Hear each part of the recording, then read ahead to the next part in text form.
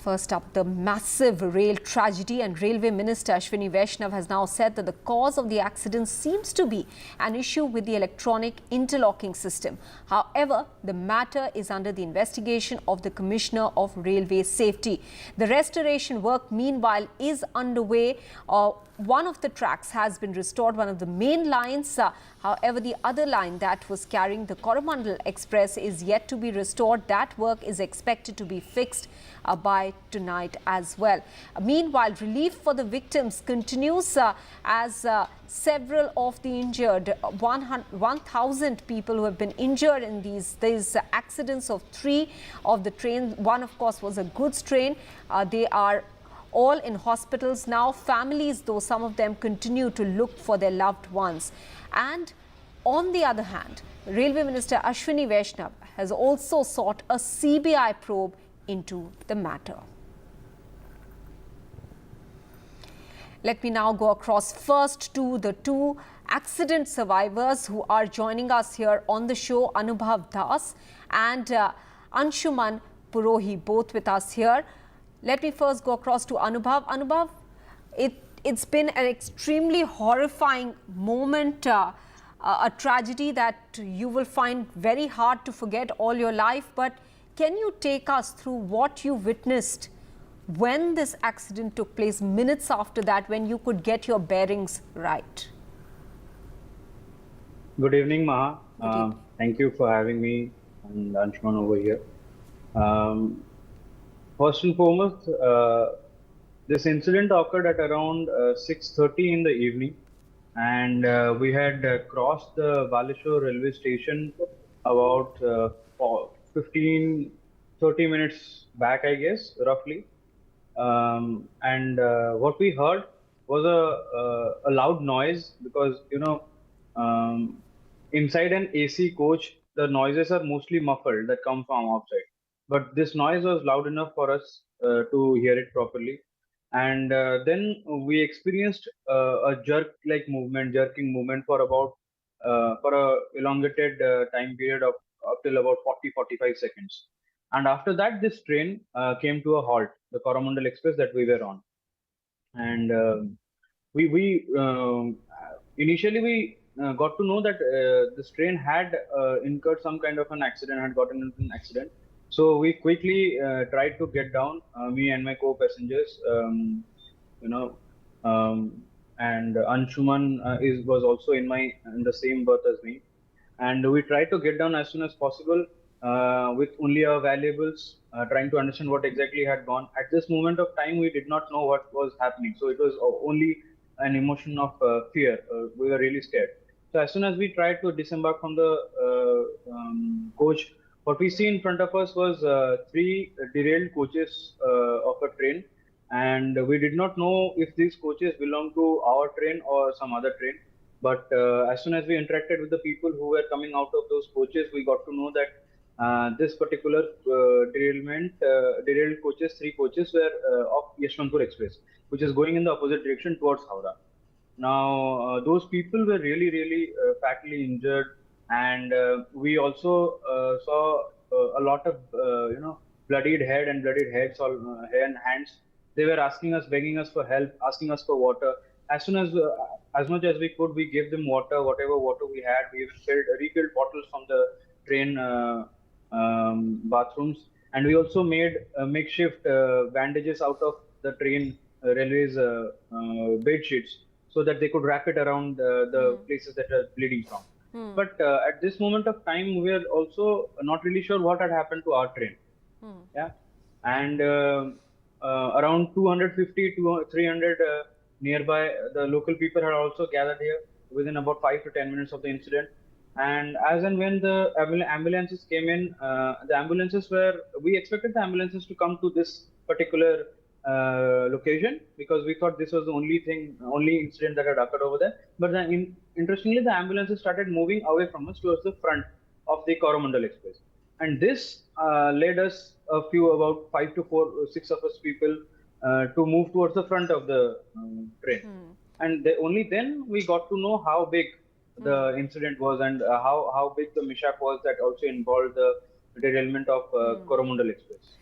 So, Anubhav, from the sequence of events that you are describing to me of what you all experienced, clearly your bogies were on the towards the end of the Coromandel Express, because the front is what of the Coromandel Express that got completely derailed and went over a goods train which was carrying iron ore. That is what has been explained by the Railways Board today, and because that was such a heavy wagon, the entire impact, Anshuman Purohi, as the Railway Board members pointed out, was on the Coromandel Express.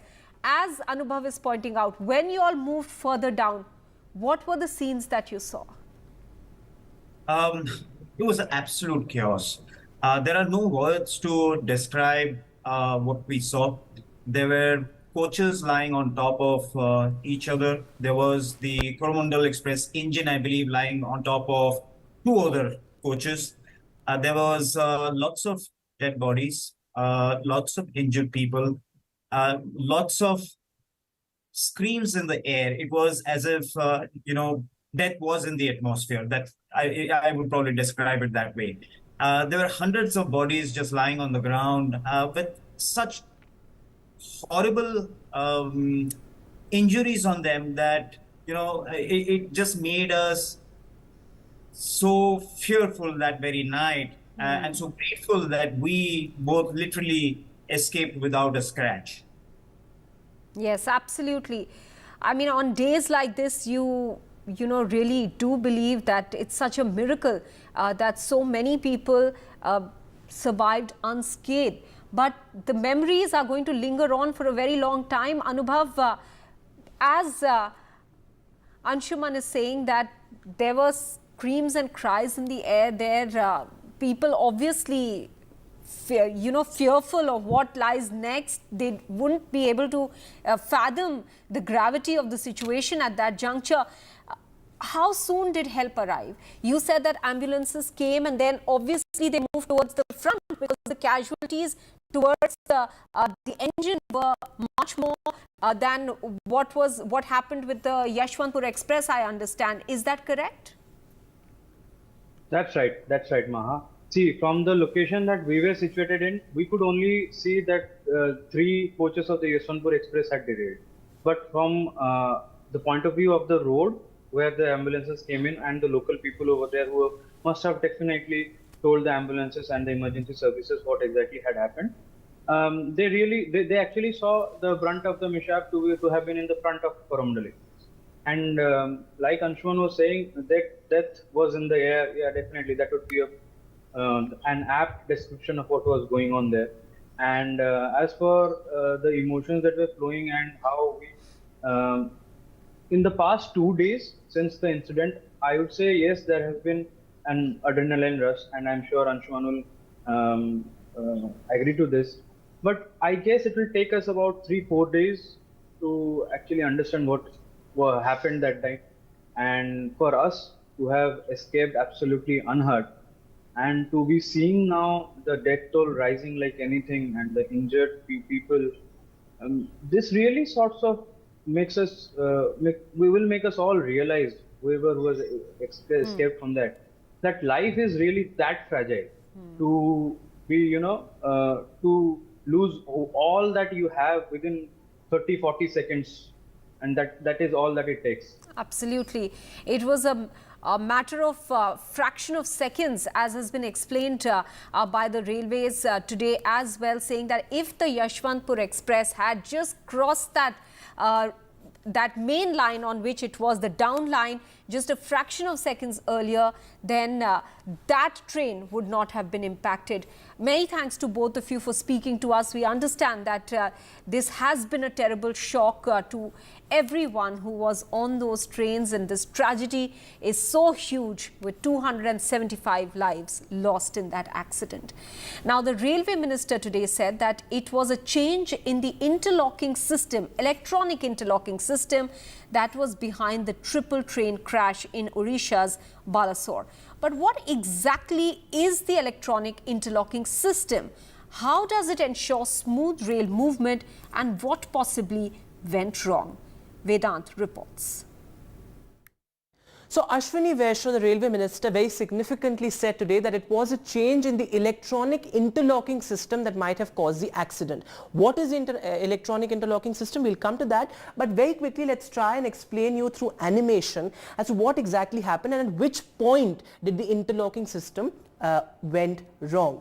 So first, remember, this is the Coromandel Express and the Howrah Express on parallel tracks on the up main line and the down main line, and it was at this point where the Coromandel Express was led off the main line and it went to the loop line and went on top of the stationary goods train that was already there at one of the loop lines. Now this is essentially the point at which there was either a signaling error or there was improper routing. Now both signaling as well as routing is controlled by the interlocking system. Let's try and understand what the interlocking system is all about. Now remember, it is an electronic interlocking system that essentially controls rail movement and makes sure that one train can switch from one track to another smoothly and safely. The other important point is that it is the interlocking system that ensures that at no point is one train attempting to get on a track on which there's already another train, which is what happened in this case, where two trains were on the same track and that subsequently led to the derailment. So the interlocking system basically works, it's an integration between switch points, signals and track circuits. Now what are each of these?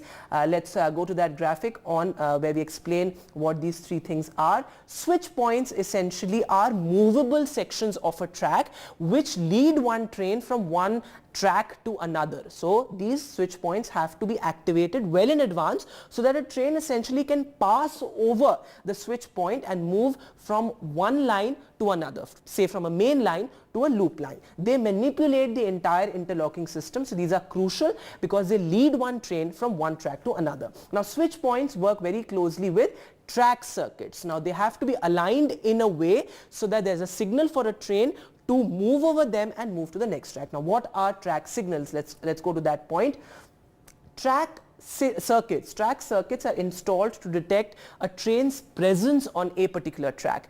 Now track circuits make sure that they detect and determine on time that a track is either occupied or vacant. Now this is crucial because it's only after the track circuits actually detect whether the track is occupied or vacant that the movable parts of the track, which are basically the switch points, they become activated and finally lead the train from one line to another. Now what is the electronic interlocking system? Now the interlocking system we've understood, but when this entire system is controlled by a software, it becomes an electric interlocking system. So basically there are electronic communication networks that control switch tracks and signals and make sure that they communicate well and they are activated well in advance for the train to switch one track and go to the other. Now in this scenario, what could have gone wrong? See, the final probe report is yet to be out, but let's examine the various scenarios. Railway Minister has said that a change in the electronic interlocking system led to the Odisha crash. But what does it actually mean? So it means that actually when the Coromandel got off the main line and went to the loop line, there was either wrong signaling or faulty routing. That means that switch point got wrongly aligned and the train went to the loop line, or the other aspect could actually be that there was improper signaling and the track circuits could not detect that this particular track was already occupied by a stationary goods train and the Coromandel got onto the loop line. So these are the possible scenarios in this particular case. It will become more sort of clear when the final probe report is out. So let's go back to the animation very quickly once and try and understand that point. So this is the point. So here if you can see that there are 4 tracks, track A, B, C, D, and it is the signals, the switch points and the circuits that make sure that there is only one train at one track at one given time. So it has to be a seamless communication between these elements of the interlocking system to make sure that no such incident happens. So the root cause, as the minister has pointed out, as he believes, is this electronic interlocking system. Let's try and understand this better with two of our experts who are joining us here on the show. Shashi Bhushan Roy, former Indian Railway Traffic Service Officer, Planning Director, Railways, and Akhil Agarwal, former Director General, Railway Board.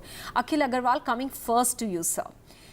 When we say electronic interlocking system, does this mean that largely there is no manual involvement here, and then who monitors this system?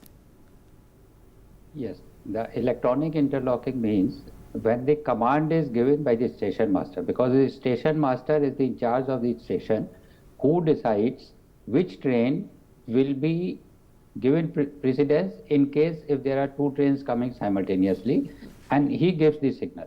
So when he gives a command, how the point will move, how the signal will move, and all these things will be controlled by the interlocking. Interlocking ensures that even if a wrong command is given by mistake by the station master, no such command is taken and that command is made ineffective.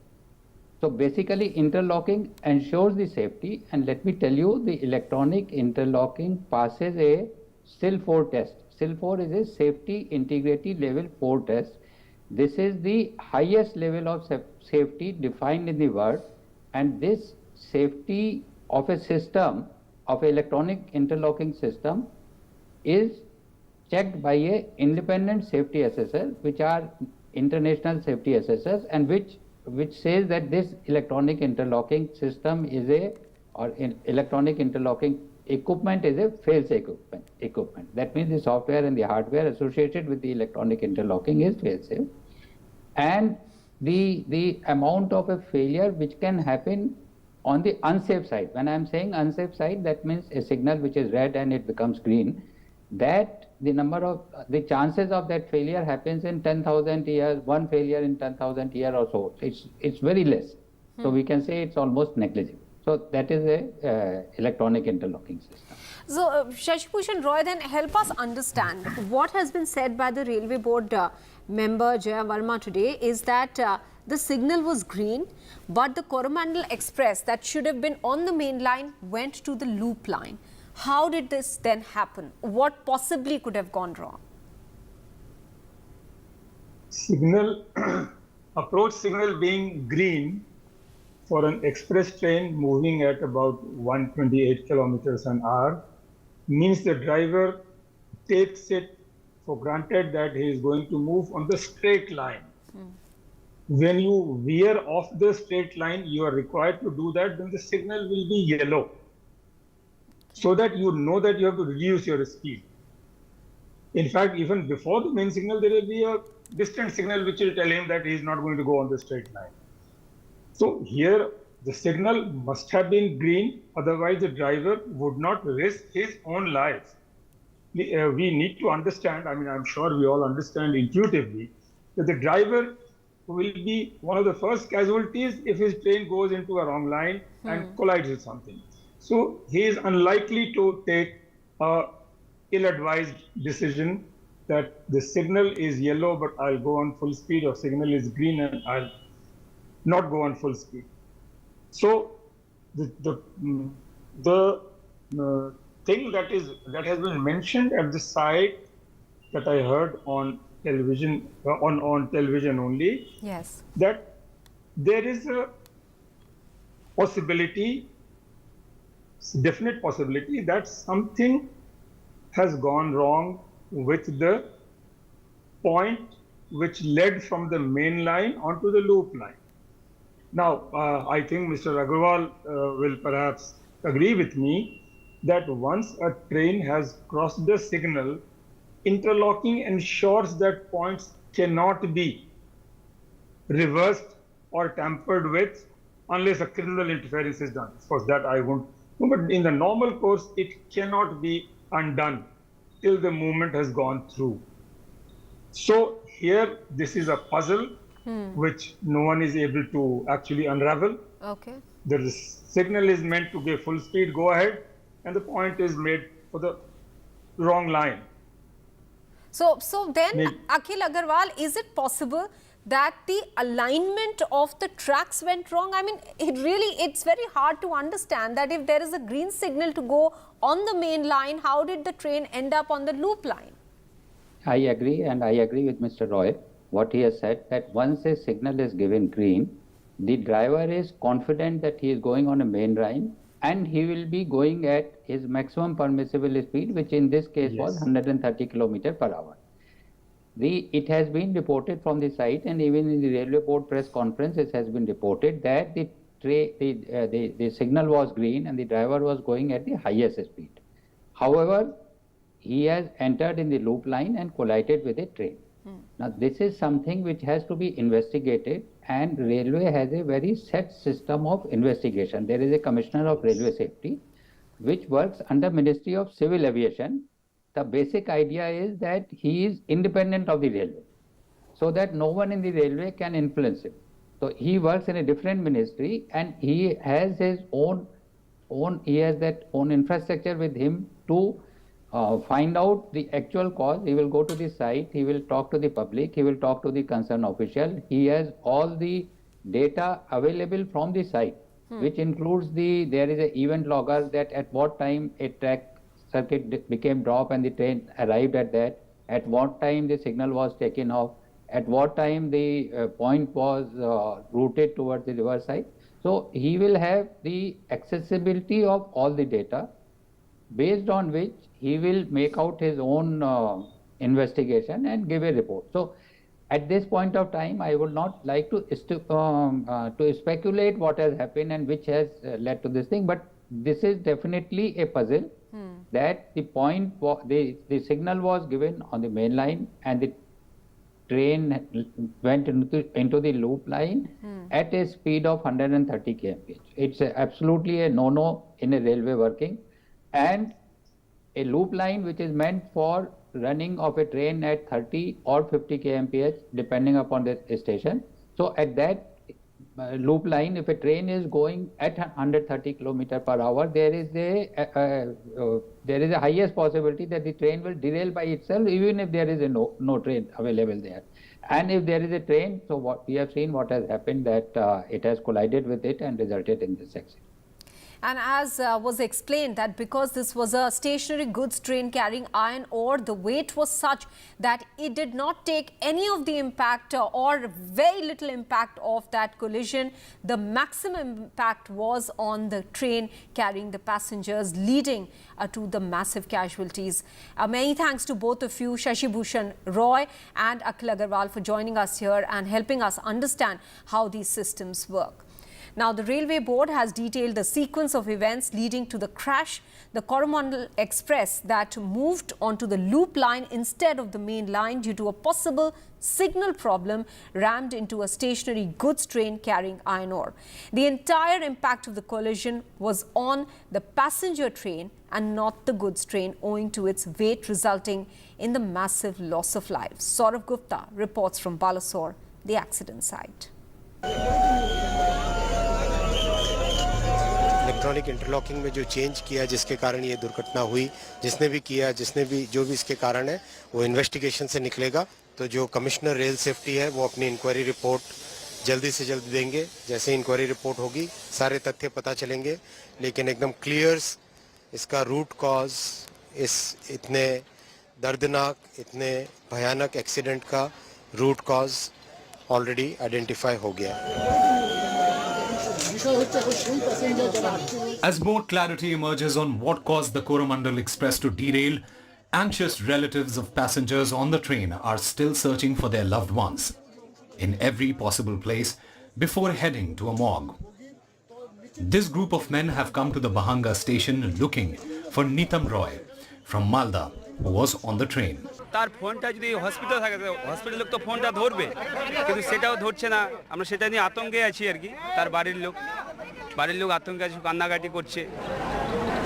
There are others in the hospital, anxious relatives who are still looking for their loved ones, hoping that they may be in hospital, hoping that they may be alive, but unfortunately so many people have died.